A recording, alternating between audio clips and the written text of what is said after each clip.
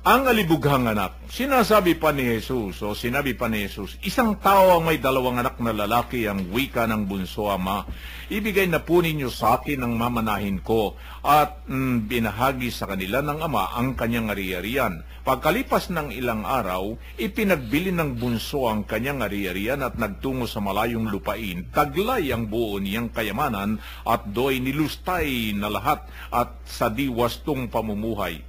Nang malustay na niya ang kanyang kayamanan, nagkaroon ng matinding taggutom sa lupain iyon at nagdalita siya. Kaya't namasukan siya sa isang mamamayan ng lupain iyon. Siya'y pinapunta nito sa bukid upang mag-alaga ng baboy. Ibig sana niyang punan ang kanyang pagkain kahit na mga bungang kahoy na pinakakain sa mga baboy, ngunit walang magbigay sa kanya. Nang mapag-isip-isip niya ang kanyang ginawa, nasabi niya sa sarili, ang mga alila ng aking ama ay may sapat na pagkain at lumalabis pa, samantalang ako'y namamatay ng gutom dito. Babalik ako sa kanya at sasabihin ko, Ama, nagkasala po ako sa Diyos at sa inyo. Hindi na po ako karapat-dapat na tawaging inyong anak. Ibilang na lamang ninyo akong isa sa inyong mga alila. At tumindig siya tumaron sa kanyang ama. Malayo pa'y natanaw na siya ng ama at ito'y labis na nahabag sa kanya. Kaya't patakbo niyang sinalubong, niyakap at hinagkan. Sinabi ng anak, Ama, nagkasala po ako sa Diyos at sa inyo. Hindi na po ako karapat-dapat na tawagin ninyong anak. Ngunit tinawag ng ama ang kanyang mga alila. Madali, dalhin ninyo rito ang pinakamahusay na damit at isuot sa kanya. Suutan siya ng singsing at panyapak. Kunin ang pinatabang guya at patayin. Kumain kayo at magsaya sapagkat namatay na ang anak kong ito. Ngunit muling nabuhay, nawala, ngunit nasumpungan at sila'y nagsaya. Period po muna ako doon. Dahil iba na ho yung verse 25 dito. Dito ho sa tinunghayang kong ito, mga katribo, mga Kuya Bert, Kuya Ben at Kuya Joe, ay nakita ho natin dito yung aksyon na ginawa ho nitong anak na umalis sa kanyang piling ng kanyang magulang. Sa talinghaga pong ito, ano po ang inyong nakikita po yan rito? Mga kapatnubay, ayon po sa salita ng Diyos, ang alibughang anak, katulad po ng isang anak nasakit ng ulo ng magulang, walang ginawa kundi gawin ng lahat ng bisyo at mambabae, na nagbalik loob sa Diyos at buong pusong nagsisi, at nagalak po ang Diyos pagkat mapaparusahan na po, tumanggap pa ng pagpapatawad sa mga ginawa niyang kasalanan. Yun.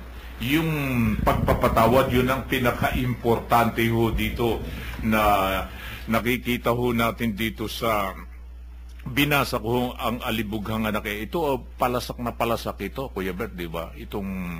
Ang alibughang anak na ito. Kahit saan ito, lagi natin itong napapakinggan sa mga usap-usapan, yung mga matatanda nun, itong mga salaysay na ito sa Bible na itong alibughang anak, binibigyan nila ng diin ito at importansya sa pamagitan ng mga paghahambing nila sa mga anak nila, lalo na yung mga anak na masyado matigas ang ulo. Pero dito ho sa Bible na ito, Kuya Ben, na ating tinunghayan na ito, ang alibughang anak, sa unang yugtuhong ito na mensahe na gustong iparating sa atin, yung mga aksyon nung anak, nung siya naghihirap na, importante yun yung magbabalik loob. Ano pong masasabi niyo rito?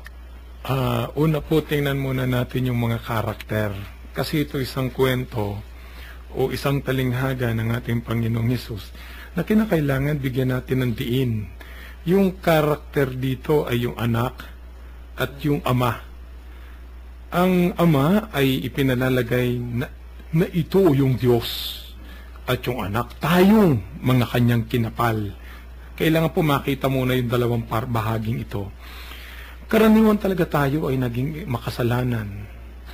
Subalit makikita po natin dito na yung pag-ibig ng Diyos na laging nakahanda, yumakap at magmahal sa atin, handang magpatawad. ito yung isa sa mga karakter na pinakita ng Diyos. Doon naman sa anak, nang maranasan niya ang hirap ng isang makasalanan, ang hirap ng isang taong nadadapa, una, tinanggap niya ang kanyang pagkakamali. Sapagkat kung hindi mo tatanggapin ang pagkakamali, hindi ka matututong magpakumbaba. Pangalawa, nagbalik siya, nagbalik loob. Nagbalik siya. Hindi yung nagmalaki, kundi nagbalik siya doon sa kanilang lugar o kanilang tahanan. Pangatlo, pinagsisihan niya lahat yung kanyang mga nagawang pagkakamali at pagkakasala. So may tatlong proseso. Kung makikita po natin, kasi napakarami sa ating mga Katolikong Kristiyano na hindi nila alam yung prosesong to eh. Ang akala nila, kagyat na pinatatawad ng Diyos, yung alibughang anak, hindi po, hindi ganito dapat nang makita rito. Dapat makita dito yung proseso na ginawa ng bata, nung prosesong ginawa nung alibughang anak, nung kanyang tanggapin sa kanyang sariling pagkakamali, yung kanyang pagpapakumbabang yon, nang malaman niya, nung magbalik loob siya, at ang pangatlo, yung pagsisihan niya, yung kanyang kasalanan.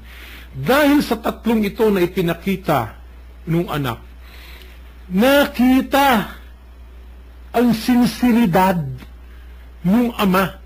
Nakita yung sinseridad nung ama. Sabi niya, ang anak ko na nagsisisi. At kapag mapagmahal, kahit sa ating mga magulang, kung makikita mo yung sinseridad ng anak ninyo na nagsisisi sa kanyang mga nagawang pagkakasala at nagpapakumbaba, hindi ba minsan doon tayo natututong magpatawad? Hindi ba doon din natin nararamdaman na kailangan kong patawarin yung anak ko sapagkat natuklasan niya, nalaman niya na siya'y nagkakamali? Pero kung hindi niya ginawa ito, sa palagay ko po ba natin mapapatawad? May prosesong pagpapatawad. Sapagkat ang napapatawad lamang, yung humihingi ng tawad. Hindi naman pwedeng patawarin mo yung nagkasala na ayaw naman lumapit sa'yo, ayaw naman magsalita. Pare, patawarin mo ko. Halimbawa, may pagkakautang sa iyo yung iyong kapatid, ang iyong kumpare na hindi naman nagsasalita na siya'y patawarin mo, na siya'y walang pambayad. Anong nasa isip mo? Siyempre, palagi ang nasa isip, nung pinagkakautangan, hindi ka naman nagbabayad, hindi ka naman nagsasabi kung ikaw magbabayad o hindi na. Paano kita pasabihin ko na patawarin na kita sa pagkakautang? Ito po ang gusto nating iparating sa ating mga tagapakinig. Huwag po nating hayaan na tayo ay manatiling nasa itaas. Na tayo manatiling hindi marunong tumanggap ng pagkakasala at pagkakamali. Na tayo ay hindi marunong magbalik loob sa ating Panginoon. Na tayo ay hindi marunong magsisi, sapagkat kapag hindi natin ito ginawa, pag hindi tayo bumalik sa Diyos, pag hindi tayo nagsisi at hindi tayo tumanggap sa ating pagkakamali, mahihirapan po tayo na matanggap din ang pag-ibig na ibinibigay sa atin ng Diyos. Ang kanyang bukas na dalawang kamay na ibig niya tayong tanggapin, makakamit natin ito sa sandali ng ating pong pagbabalik. Tandaan lang po natin, hindi tinitingnan ng Diyos ang iyong pagkakadapa, ang tinitingnan ng Diyos ang iyong pagbangon. Then, Kuya Bert, sa tendency ng tao, bilang tao, sa atin bilang tao, kapag ka merong isang anak na ganito, na binigay mo na nga yung para sa kanya at nilim mo na sa type at bago babalik pa, abay kutakot-takot na mga kutakot-takot na mga mura ang aabutin sa magulang nito at baka ito'y pagbunutan pa ng itak. Yan ang tendency ng tao, hindi ho ba? Yan ang tendency ng tao. Pero dito ipinakikita ng ating dakilang Diyos kung paano mo dapat yayakapin ang isang nagkasala. Ano po ang sa inyo rito? Alam mo, Kuya Ben, katulad nga ng sabi mo, no, yung binigyan ng karakter ni Kuya Ben, yung ama, siyang Diyos, yung anak, tayo,